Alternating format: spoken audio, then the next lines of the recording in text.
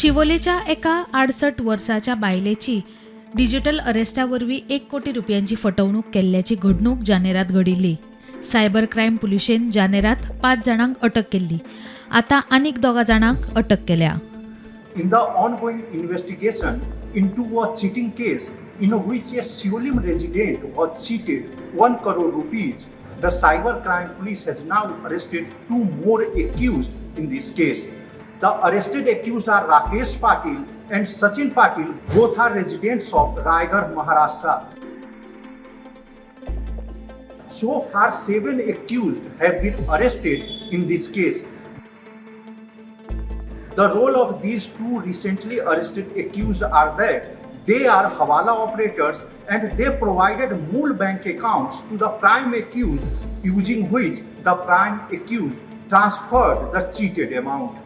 The prime accused transferred the cheated amount to other bank accounts. Mukesh Kumar for Prudent.